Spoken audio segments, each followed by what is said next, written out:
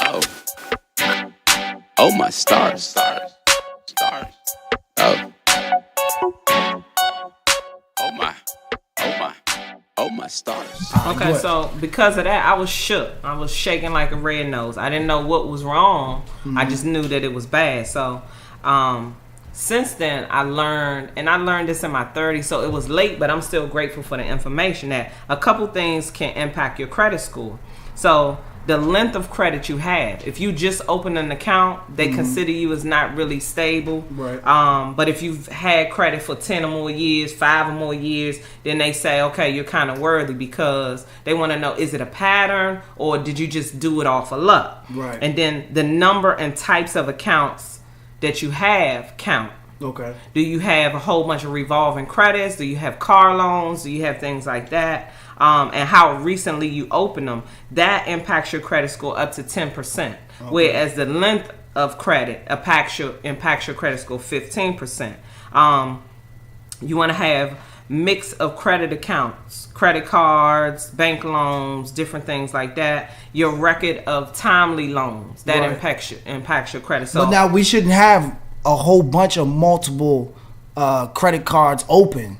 No. We don't. No, we want to make sure the people understand you want to have one main credit card that you use for emergencies. And the golden rule, and I'm not an advocate, this is just my opinion. Right. American Express is good because they require you to pay it off in 30 days. And even if you can't pay it off in 30 days, they roll it over. But your aim should be to get it paid. To only purchase things that you can afford to pay off in 30 days. And if you can't, I heard this on a self-discipline video. If you can't afford to buy 5 of them, then you don't need it. If you can't afford to buy 5 pairs of Jordans, then you don't need one. Okay. If you can't buy 5 Bugattis, you don't need one. Well, what person is going to really be able to, let alone one? But then to buy 5. Some people come into a grip of money, right? Whether it's life insurance or law settlements, and they go out and get a Versace purse. It's no money in the Versace purse. Right. It might not even be Versace because it's a Versace, but you pay some Indian guy $10,000. Now, we're not discriminating against anybody. Nobody's discriminating against anybody, but we're trying to get our people educated and knowledgeable. So the number and types of outstanding debt, the most recent negative has the greatest impact. Right. So if I paid my car loan for 5 years, paid it off, and I've been paying my mortgage, I missed my mortgage payment one time and it goes a red flag, that is going to bring my credit score down more than all of the things that I've been doing for these years. Right. So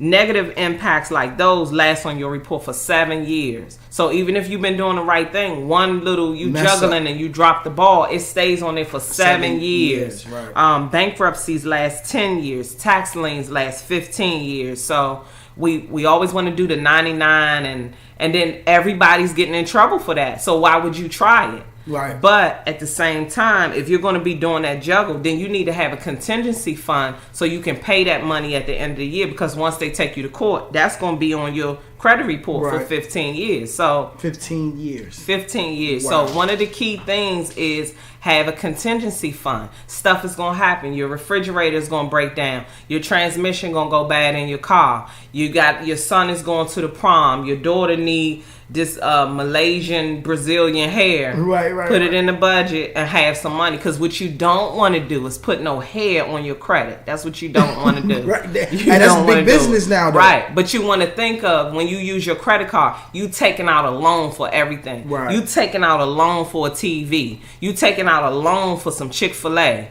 You taking out a loan for all of these things that you're doing with your car. So if you think about credit and debit differently, then you'll act different. You'll respect it more. Right. And like I was saying before, if you have $1, you can spend $1. If you have a credit card or even a debit card, you can go over the limit to 104. Oh, it's okay. It's only 104. You still outside of the boundary of what you intended to do versus what you actually did. Right. You want to check your credit report annually for mistakes, because they'll put things on it and you have no idea what the mistakes are. So you can easily resolve those things. And what you don't want to do is duck a person that's trying to get their credit. No question. Think of it like their payment, right? Your payment, right? Because if you owe me $100 and I bump into you at the mall, I see you got some Jordans.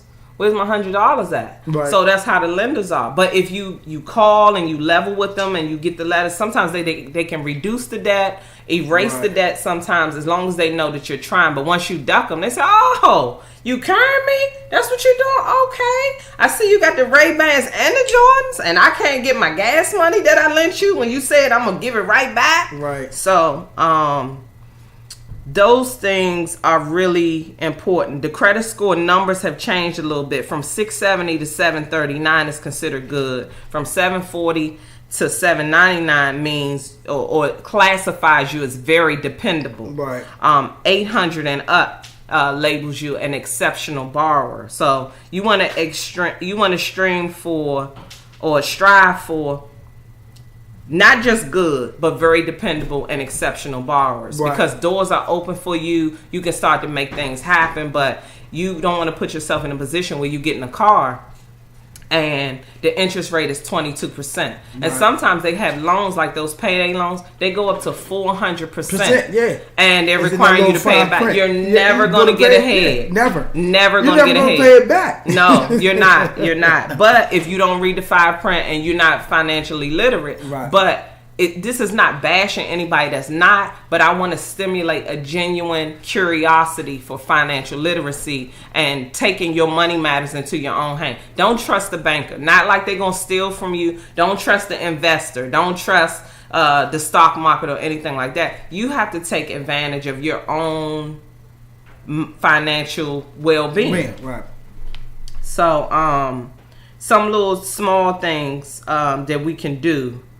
We want to get your annual credit report pulled. Right, you can get a free one from annualcreditreport.com. You can reach out to the companies. You want to reach out to any people that you have a debt with. Right. And then some other little basics. What's in your wallet? Right. What do you have in your wallet right now? In my wallet, it's funny because I don't really carry a wallet. I just carry a card carrier. So I just have, of course, my insurance card, my debit card, and one credit card, Okay. So, they're not going to go too far with that. Right. Some people, a lot of our people, feel like it's very important to carry their birth certificate and social security card with them. Not their birth certificate. Yes. Seriously? Yeah, especially if you had to handle some important business. You might have got your passport 6 months ago and you never took it out of there. Right. What you do is you take it out, and if you can get away with a photocopy, take the photocopy to where you're going and then put it back in a safe place where you can find it. Right. Because if you just got it laying around, people can steal your identity and create a whole new family. Yeah. Right. Create a whole new family. And they start a whole new life. Yeah. On your pension. Not on the pension. Yeah. So another small thing that we have really, really got to do as black people, do not misappropriate your funds. Right. Okay. You spending money on rims and you spending money on turning up in Miami and you coming back to Candlelight. Because you ain't pay your electric bill before you left. That so doesn't they already make any know sense. it. Yeah. So that's basically like they knew it. Yeah. Right? So now you got to stay with somebody. Yeah, I'm back, but I'm not back. Because you can't go back. You burned up your opportunity in Miami trying to meet a baller, but he don't want no broke ball. Well, see, they got GoFundMe accounts for that now. Yeah, and that's not the... I seen somebody do that. Crowdfunding is... We could talk about crowdfunding another time, but crowdfunding and crowd sharing is when you're doing something and you want to create residual income and you want to create passive income. And passive income and residual income is money while you sleep. Right. And I'll give you an example. When you have a brick and mortar store, you need somebody to open that store. You need somebody to work in the store. You got to pay the electric bill. You got to get stuff put in the store and stock the shelves. But if you have a virtual store, people can order stuff all through the night while you sleep, and you just wake up and check your account. Automated. And then you got a work at home mom that's shipping everything out to what they need. And that's cutting down costs in so many different facets. So, but hold on, let me stop you on that, right? Because since you brought up that I know me and you were speaking about this, and you made a good point about it. The 7 streams of income. Mm-hmm. That's one of the things when we were talking about. I want you to elaborate on it, but I think that's something good to help people as far as financial literacy, you know. Right. But explain to them what we were talking about, what you brought up to me about the 7 streams of income. Well, the 7 streams of income is, everybody knows it's dangerous to have one form of income, one check. Because you lose that check, oh my goodness, and it limits you as far as your risk-taking ability. And if you don't bet big, you're not going to win big. If you bet small, you might win small, you might lose small. But we can't go into things with a pessimistic view thinking that we always going to lose. So you need to have a backup plan on top of the backup plan on top of the backup plan. And so when you take your money from this and create something else and look for different ways to generate income. For example, you might have a job, you might work for Uber. Those are 2 streams of income. Right. You still need about 5 other streams to consider yourself financially stable. And so everybody wants to go drive for Uber or drive for Lyft.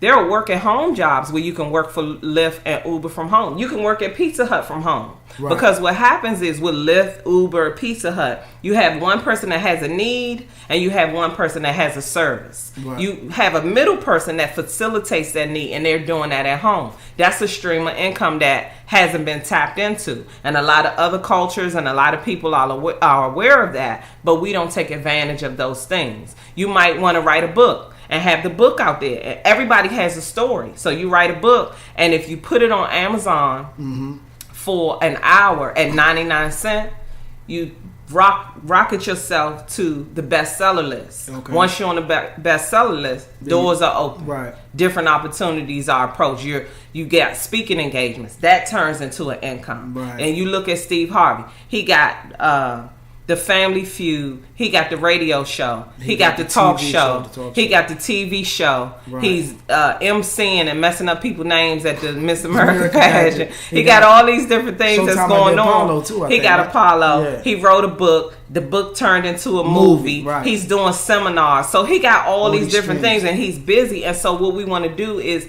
not be busy for the sake of being busy, but be productive. So that while we're productive, we're not just spinning our wheels and talking about what they can't do and what they can't do. Look for things to do and find a genuine curiosity. Right. That sounds good. So I'm in the works to get a certification to be a certified financial education instructor. Okay. And instructing the masses on financial literacy.